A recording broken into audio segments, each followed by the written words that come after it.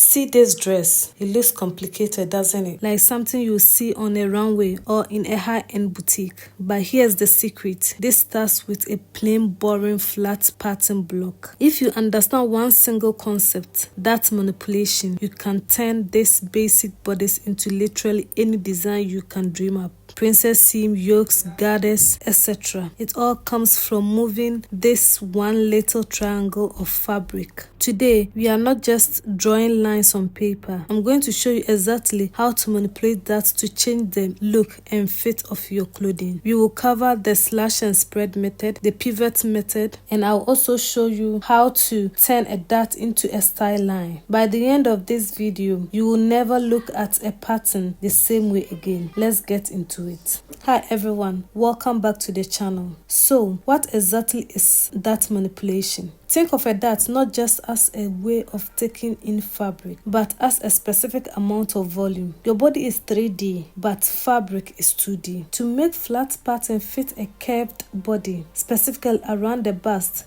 hip or shoulder blade, we need to create a bulge. That's what the darts do. Here is the golden rule of pattern making. You can move a dart to any edge of the pattern as long as the tip of the dart points to the pivot point, usually the bust point. Think of it like the hand of a clock. The center of the clock is your bust point. The dart leg are the hand. They can rotate 3 o'clock, 6 o'clock or 12 o'clock. The time changes, but the center pin never moves. Whether you use the slash and spread method or the pivot method, the volume of the fabric remains the same. We are just relocating where the excess fabric is taken out to create a different design aesthetics. Before we start cutting, make sure you have your basic bodice block, preferably on cardstock so it's easier to trace. You will need a fresh pattern paper, a sharp pencil for precision, clear guiding ruler, Scotch tape, lots of it, and your paper scissors. Let's start with the most visual method, slash and spread. We are going to take this standard waist dart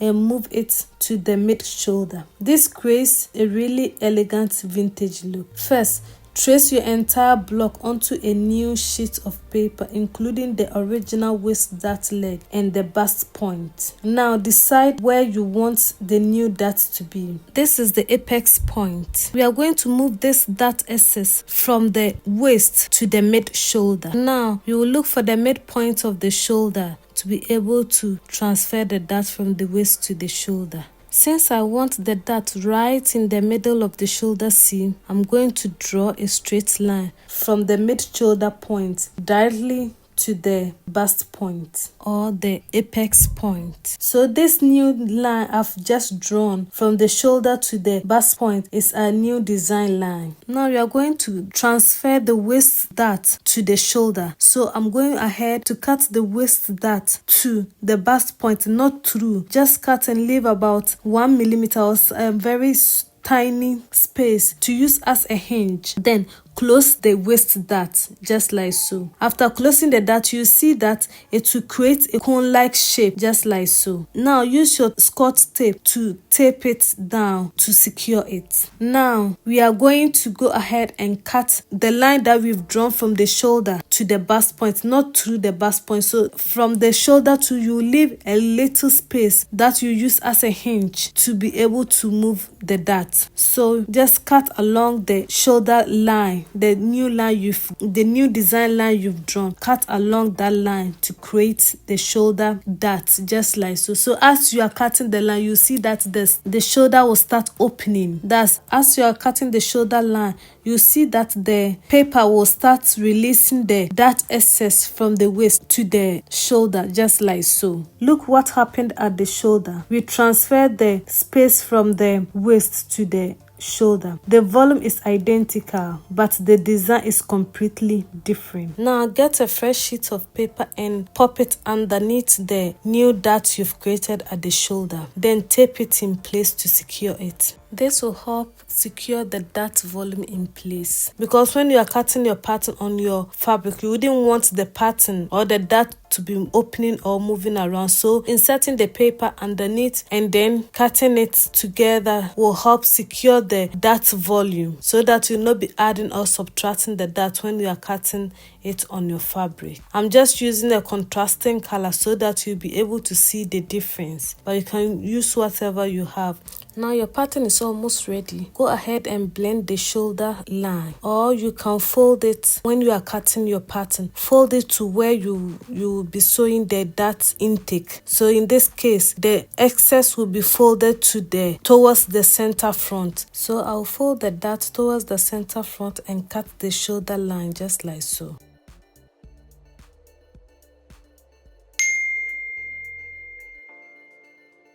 Then go ahead and cut your whole pattern. So you can sew this dart to create a shoulder dart, or you can use this dart to create different designs. So in this example, I'm going to go ahead and gather the dart excess to create a shoulder goddess. So as you can see, I haven't added any volume to the pattern. I'm just using the dart I have on the bodice to create different designs. For the back of the pattern, I'm not going to do anything special. I'm just going to use the basic back. We will get to adding volume to patterns later on, but in this case, I'm just using only the dart to create these designs without adding volume or contouring. This is the pattern cut and sewn in a muslin. I'm giving 3 finished variations for the shoulder dart. That's 1 dart, 3 finished looks. Now, let's do another variation. What if you want a soft romantic blouse with gathers at the neck? Same process. Trace your basic bodice onto a fresh sheet of paper. Then draw your line from the neck to the bust point. Close the waist dart.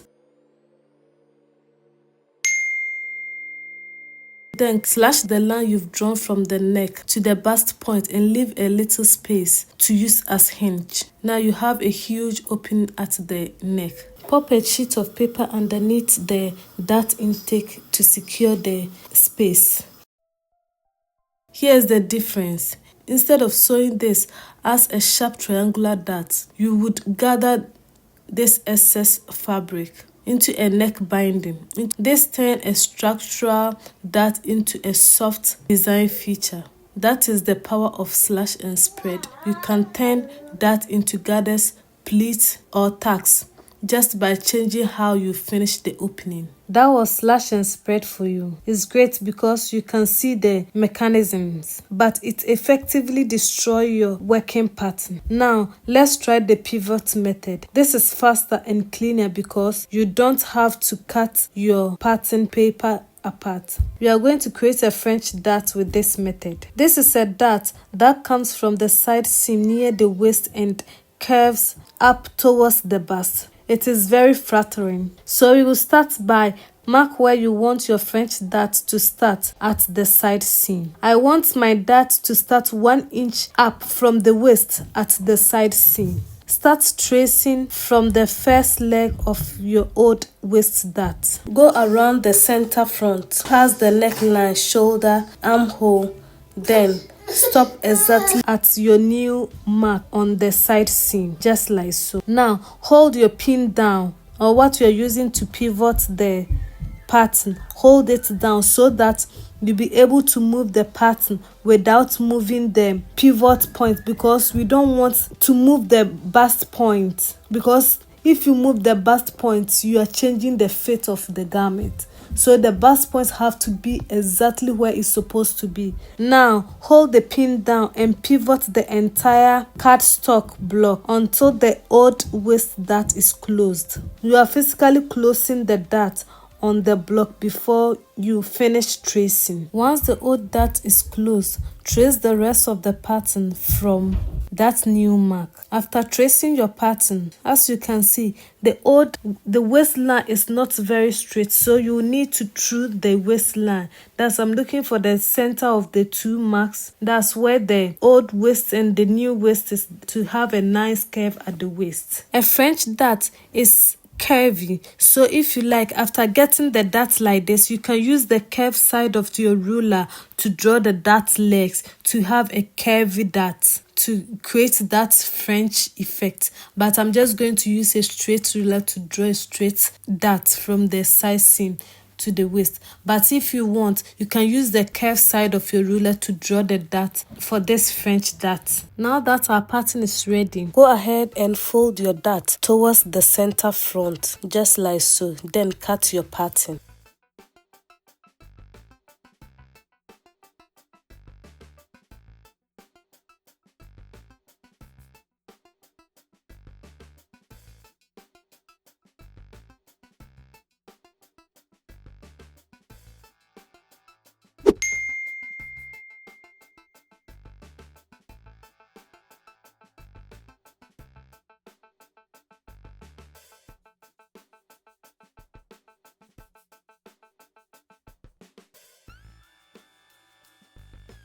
And don't forget to label your pattern with the pattern name and cutting instructions.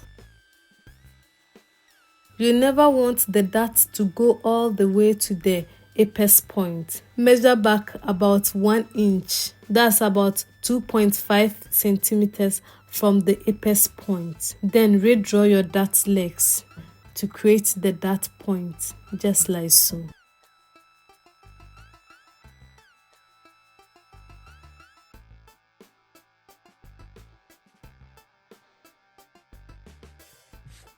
So this is my pattern cut on a muslin. I added 1/2 inch seam allowance all through on the fabric. Now since this dart is so big, I'm going to add seam allowance in there, and thus cut the excess fabric. So I'll just add 1/2 inch seam allowance in the dart, then cut the excess so that there wouldn't be so much bulk in the pattern.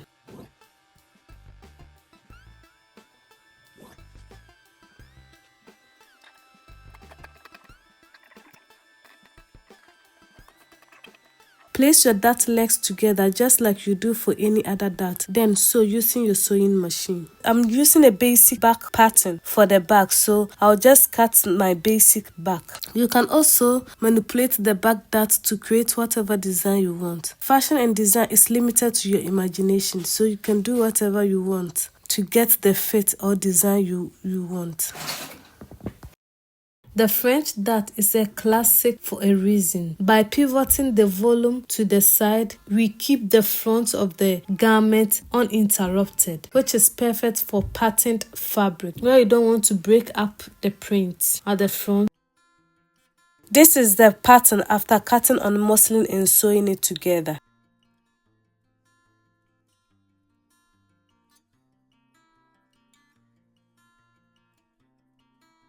Now we are stepping it up. What if we don't want the dart at all? What if we want a seam line that runs the full length of the bodice? This is called princess seam. A shoulder princess seam essentially combines 2 darts, a shoulder dart and a waist dart, and connects them into one continuous line. We are going to use the slash and spread method again because it's easier to visualize here. Draw a line from the shoulder to the bust point, just like so, like how we did for the shoulder dart. We already have the waist dart. Now on the line you've just drawn, measure from the bust point or the apex point up on the shoulder line 2 inches, then measure down on the waist dart 2 inches and make notch lines just like so. This will help you when you are joining the 2 pieces together later. Now slash your pattern using the lines you've just drawn. That's the dart lines. That's from the waist straight to the shoulder, just like so. Then cut the rest of your pattern pieces. By cutting through the bust point along both dart legs, you separate the pattern into a center front and side front panel.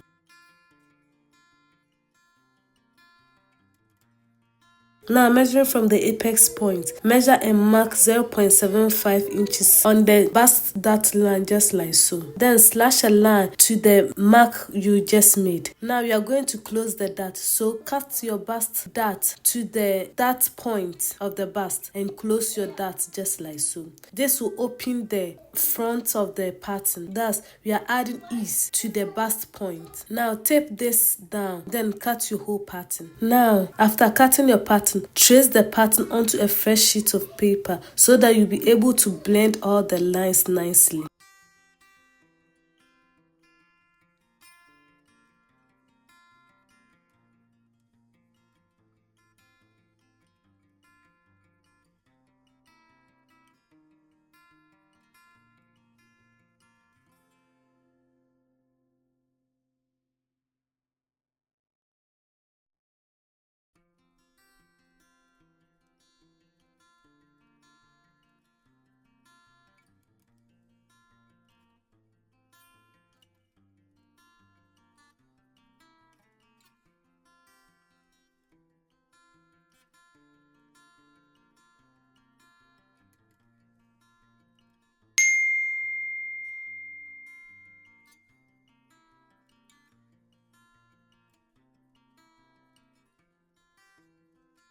Now to blend the center front panel, place your pattern, that's the side panel, onto the center front panel just like so. Then trace the curve of the panel just like so. Then cut that excess out. After tracing and blending your pattern, this is what you have. You have a center front, then side front, just like so. Now do the same for the back part. Take your basic back and trace it onto a fresh sheet of paper. Be sure to transfer all your darts. Now we need to create the style line for the back too. Now using the curved side of our ruler, we are going to draw a line from the shoulder to the dart point. So we will draw this line from the dart leg, which is closer to the center back, just like so. Now we need to distribute the dart excess equally on this new style line. So mark the length of the dart, which is 3 inches. Then we will distribute the dart excess, which is 0.5 inches. So you distribute it 0.25 inches on both sides of the line. Then use the curved side of our ruler to join or to draw the dart legs just like so. Now cut your pattern following this new style line to get the back panels just like so.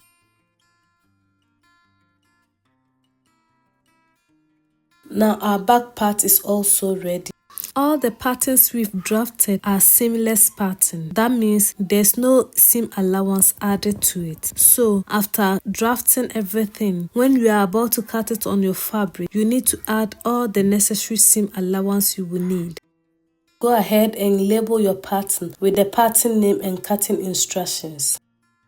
So this is all the pattern. We have the side front, center front, then side back, center back. You can use this and then cut on your muslin. Make sure you add all the necessary seam allowance when you are cutting on your muslin or your fabric. Now this is our pattern cut and sewn on a muslin for test fit. That manipulation is the bridge between following a pattern and designing a pattern. Once you understand that you are just moving volume around a pivot point, you can look at any design or sketch and figure out how it was made or how to make it. I want you to try this. Take a basic quarter scale block and just play with moving the dart around. It's low stake and high reward. If you find this helpful, hit the like button. It really helps the channel, and subscribe to become part of this community. Share so that others also find the video. Until next time, thank you so much. Bye bye.